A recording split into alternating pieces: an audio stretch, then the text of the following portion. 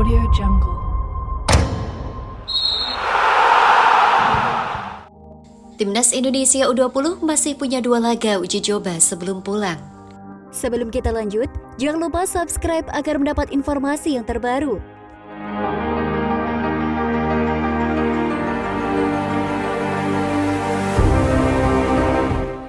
Timnas Indonesia U20 masih punya 2 laga uji coba sebelum pulang. Skuad Garuda Nusantara dijadwalkan untuk pulang pada Jumat 25 November 2022. Skuad asuhan Sintayong telah berada di Spanyol untuk melakukan pemusatan latihan. Ini merupakan lanjutan dari TC yang sebelumnya telah dilaksanakan di Turki sejak bulan Oktober lalu. Timbul pertanyaan agenda apa yang dilakukan Timnas Indonesia U20 hingga tanggal 25 November 2022? Rupanya Ronaldo Kuate dan kolega masih akan menjalani 2 laga uji coba lagi. Nova Arianto, asisten pelatih Timnas Indonesia U20 menyampaikan bahwa masih ada 2 partai laga uji coba lagi sebelum pulang. Namun belum dijelaskan mengenai siapa lawan Marcelino Ferdinand dan kolega nantinya. Rencana kami pulang tanggal 25, akan ada 2 laga uji coba kembali, kata Nova ketika dikonfirmasi MNC Portal Indonesia Minggu 20 November 2022. Berbeda dengan sebelumnya, lawan Timnas Indonesia U20 di laga uji coba terakhir adalah klub setempat. Namun Nova belum mau membocorkan klub mana yang akan dihadapi Timnas Indonesia U20. Direncanakan masih ada 2 kali uji coba melawan klub di sini sebelum tanggal 25 kembali ke Indonesia. Imbul legenda Persib Bandung itu. Sebelumnya, Timnas Indonesia U20 melakoni turnamen persahabatan bertajuk Costa Calida Region Demersia Football Week. Di turnamen itu, Timnas Indonesia U20 digasak Perancis U20 dengan skor telak 0-6 dan kalah tipis 1-2 dari Slovakia U20.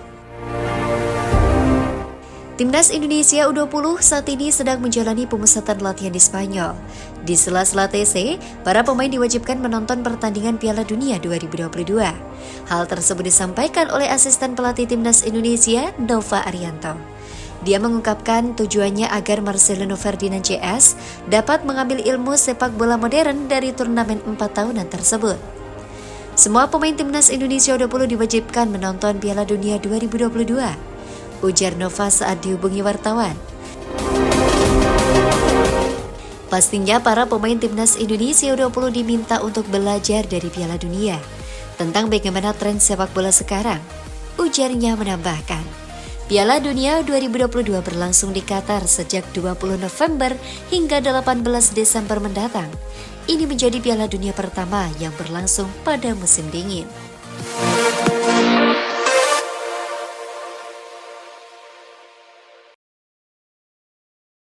Audio Jungle.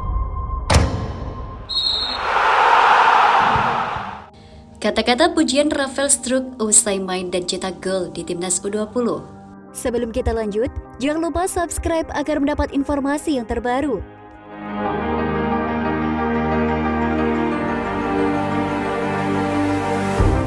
Calon pemain naturalisasi Rafael Struijk bermain dan mencetak gol saat Timnas Indonesia U20 takluk 1-2 dari Slovakia Sabtu 19 November 2022. Struijk mencetak gol yang membuka keunggulan Timnas Indonesia U20 atas Slovakia dalam ajang Costa Calida Region Demersia Football Week 2022. Hanya saja 1 gol itu tidak cukup karena Slovakia bisa membalikkan keadaan untuk menang 2-1 di babak kedua. Seusai laga, Struijk mengungkapkan Timnas Indonesia U20 memulai pertandingan dengan baik meski akhirnya harus menelan kekalahan dari Slovakia. Saya pikir pertandingan dimulai dengan bagus, kami mencetak gol 1-0, kami menekan sebuah energi yang bagus, ujarnya. Di babak kedua itu sulit, kami berjuang, sayangnya kami kalah, ia melanjutkan. Kendati harus menelan kekalahan, Struijk mengaku sangat bangga bisa bermain membela Timnas Indonesia U20 melawan Slovakia.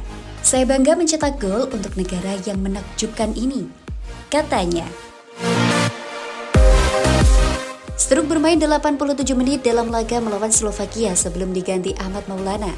Tak hanya membuat gol, Struijk juga menunjukkan permainan ngotot dalam berduel dengan pemain Slovakia. Anggota Komite Eksekutif PSSI Endri Irawan membeberkan alasan kenapa PSSI tak memilih Jakarta International Stadium sebagai markas Timnas Indonesia di Piala AFF 2022. Seperti diketahui, akhir-akhir ini nama JIS kembali menjadi perbincangan setelah ada pernyataan bahwa stadion tersebut menjadi salah satu opsi kandang Timnas Indonesia di Piala AFF 2022. Akan tetapi, teranyar akhirnya PSSI memilih Stadion Patriot Candrabaga Bekasi sebagai markas Timnas Indonesia dalam ajang 2 tahunan tersebut. Setelah gagal menggunakan Stadion Utama Gelora Bung Karno Senayan Jakarta sebagai kandang karena harus steril buat tuan rumah Piala Dunia U20 2023. Akhirnya PSSI memilih Stadion Patriot Candrabaga sebagai stadion lainnya pun tercoret. Salah satunya JIS yang sebelumnya menjadi salah satu opsi juga untuk kandang skuad Garuda. Ternyata ada alasan tersendiri kenapa akhirnya Timnas Indonesia batal berkandang di JIS. Endri Irawan menjelaskan bahwa PSSI pastinya mempertimbangkan beberapa hal untuk pemilihan kandang Piala AFF 2022. Setelah mempertimbangkan beberapa hal, akhirnya JIS dicoret karena menurut Endri, panitia pelaksana belum terbiasa dengan stadion tersebut. Sehingga pemilihan terbaik yakni memakai stadion yang sudah dipakai untuk Timnas Indonesia dari senior hingga strata usia. Kalau untuk JIS, pertama kita belum pernah pakai pertandingan di sana ya, ujar Endri Irawan Jumat 18 November 2022.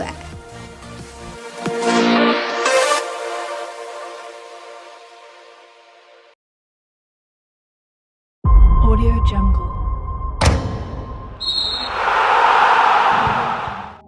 Rafael Struijk nyaman gabung Timnas Indonesia U20. Sebelum kita lanjut, jangan lupa subscribe agar mendapat informasi yang terbaru.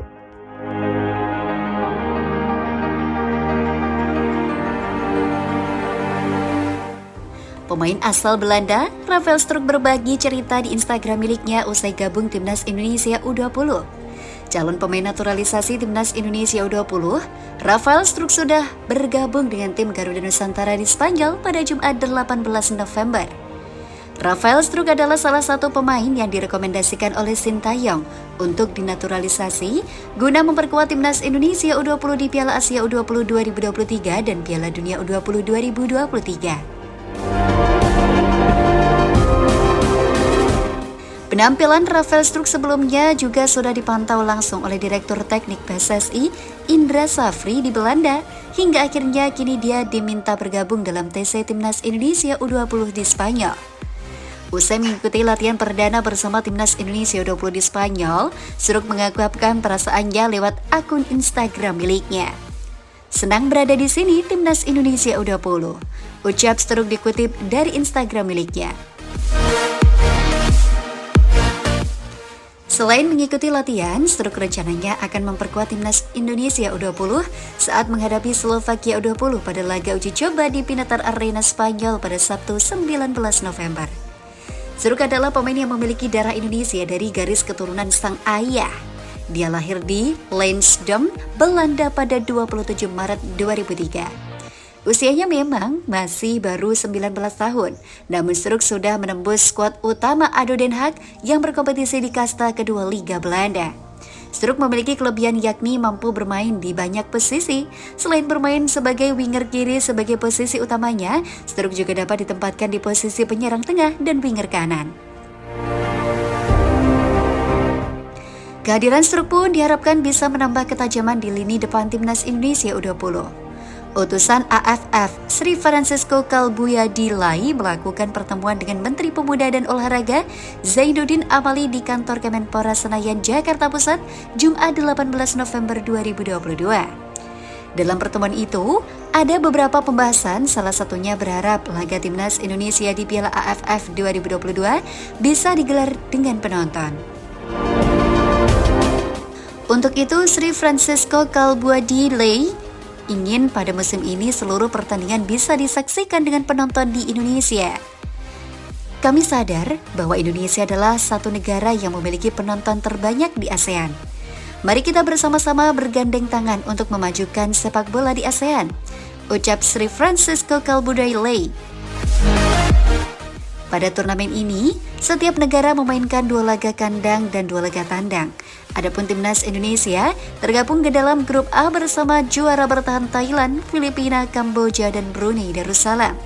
Timnas Indonesia dijadwalkan akan menjamu Kamboja pada 23 Desember 2022 dan Thailand pada 29 Desember 2022.